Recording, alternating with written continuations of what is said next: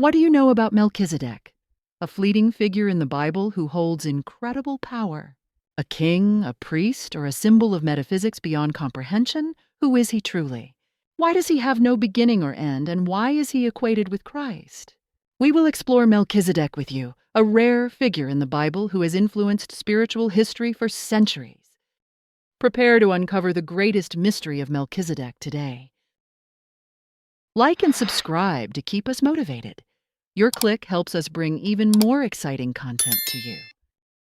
Melchizedek, a mystical character in the Bible, has both inspired and intrigued religious scholars over the ages. His name is formed from Melech, meaning king, and Sedek, which translates to righteousness, or the personal name Zedek. The Hirik Compaginus indicates that Malkin means king of, thus his name literally means king of righteousness. Or my king is Zedek, hinting that he worshipped the Canaanite god Zedek, who was revered in pre-Israelite Jerusalem. In the Bible, Melchizedek appears only briefly in Genesis, the opening book of the Hebrew Bible, or the Old Testament to Christians. He made a lasting impression by blessing Abram and being honored as the priest of the Most High God.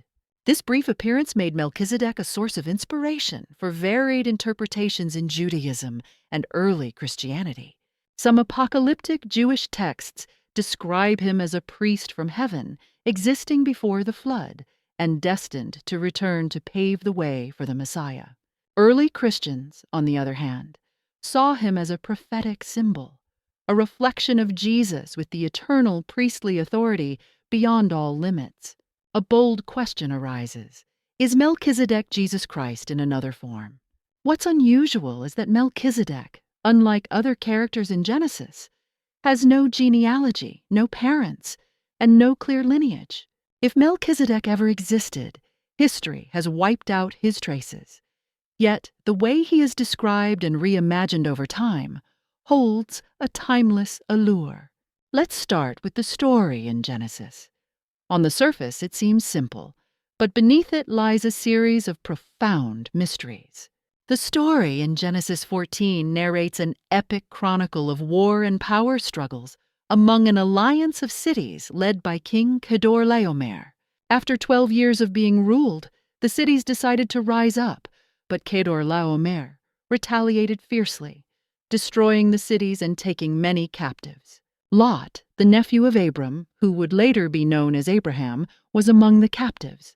Abram, a wealthy man devoted to his family, did not hesitate upon learning about Lot. He gathered 318 trained servants and launched a nighttime attack, defeating Kedorlaomer and pursuing him to Damascus.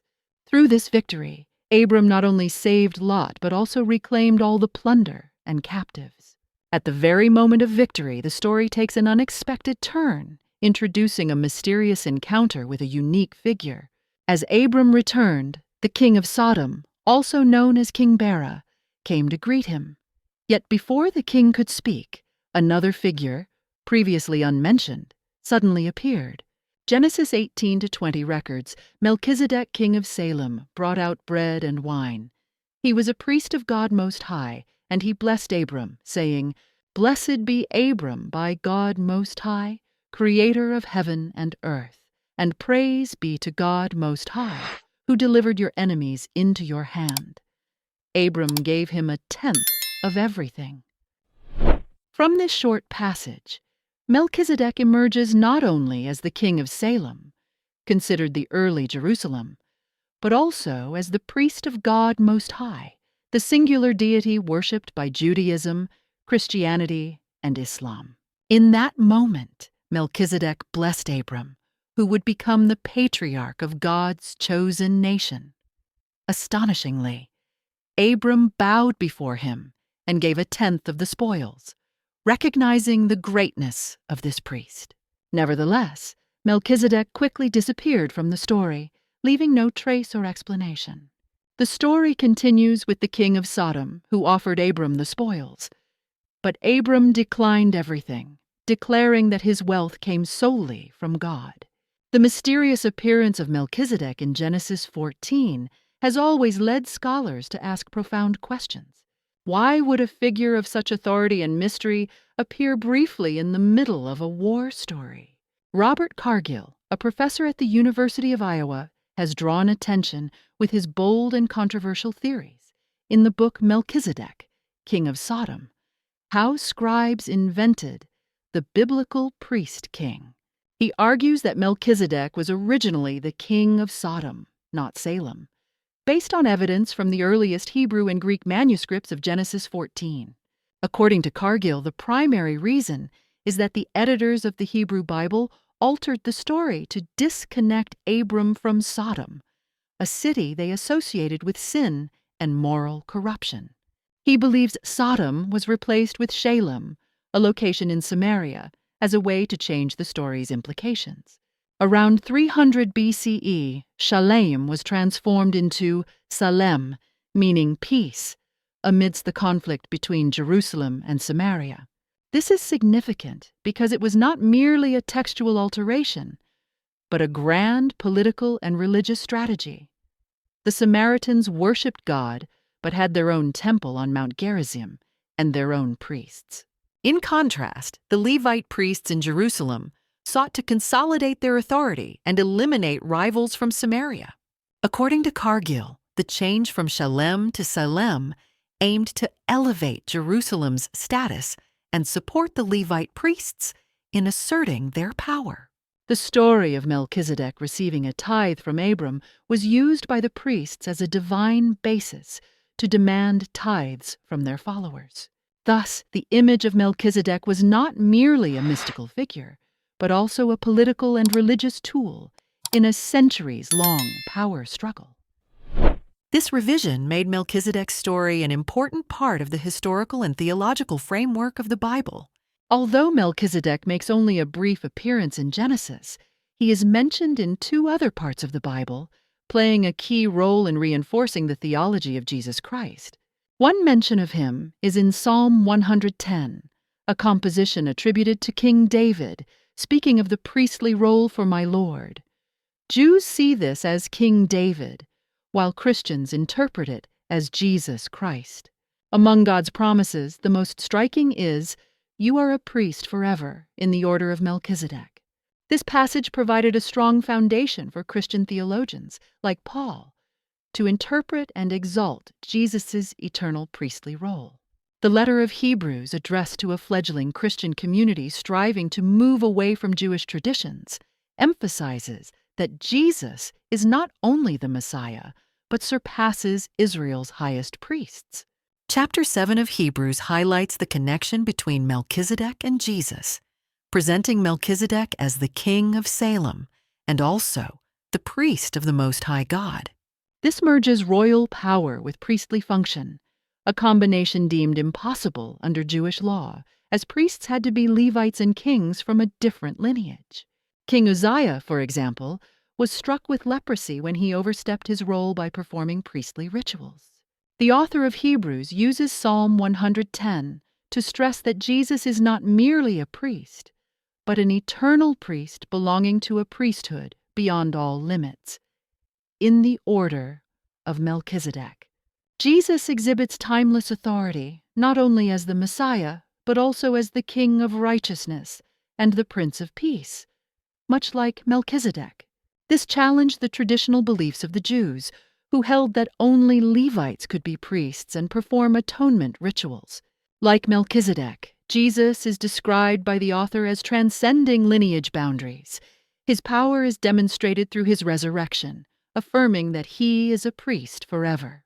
Interestingly, renaming Shalem to Salem strengthened the connection between Melchizedek, the King of Peace, and Jesus, the Prince of Peace. This very change helped lay a strong theological foundation for understanding Jesus as a supreme priest surpassing all limitations of Jewish law. Melchizedek, a mysterious figure in the Hebrew Bible, has not only intrigued readers, but also become the focal point of countless legends and mystical writings. During the Second Temple period, when forgeries flourished, many mysterious stories about him were created, adding to the myth of this king-priest. The forgeries, often attributed to prominent biblical figures like Moses, Adam and Eve, or Enoch, were actually the works of later authors trying to extract deeper meanings from great historical figures. One of the most fascinating stories about Melchizedek appears in 2 Enoch, a text from Egypt in the 1st century CE. According to this account, Melchizedek was not an ordinary figure, but one born before the Great Flood, under mysterious circumstances. Ner, the younger brother of Noah, had an elderly wife. One day she became mysteriously pregnant, and Ner, suspecting infidelity, accused her. In her sorrow, she passed away. Although they thought everything was over, Ner and Noah decided to secretly bury her. However, a miraculous event occurred.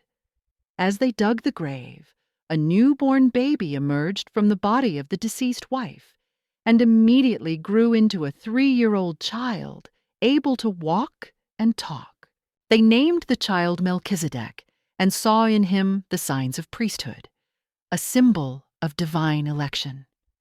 In confusion, Ner and Noah witnessed the angel Michael descend and take Melchizedek away to protect him from the great flood.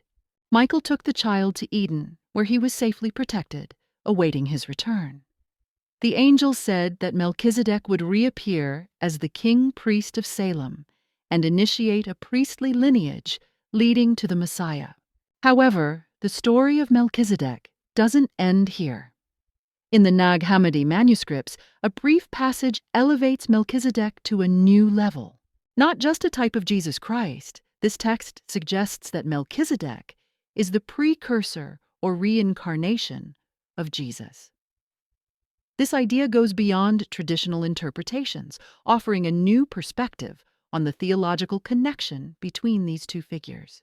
Legends such as those in 2 Enoch and the Nag Hammadi manuscripts not only enrich the image of Melchizedek, but also reflect the efforts of religious communities to link this figure with deeper beliefs and teachings. Melchizedek became a symbol of divine selection, a bridge between humanity and God, between the ancient past and the future of salvation. Do these stories truly unveil the secrets about Melchizedek, or are they simply the products of rich imagination? Whatever the answer, we cannot deny the mysterious allure of this figure, a timeless symbol linking religious traditions in an endless spiritual journey. And that is all we can uncover about Melchizedek, a mysterious figure full of power, carrying timeless meanings in the history of spirituality. Who is he? A real person, a symbol, or a mystery, created to connect humanity with higher truths? The answer may lie in the unceasing journey of discovery within each of us. If this video intrigued you, don't forget to follow to avoid missing future mysterious discoveries. Leave your comment about Melchizedek. Do you think he is just a character in the Bible, or is there a deeper meaning waiting to be unraveled? Wishing you a peaceful, inspiring, and lucky day. See you in the next journeys, where we will explore mysteries across time and space together. Thank you for joining us, and sending my warmest regards.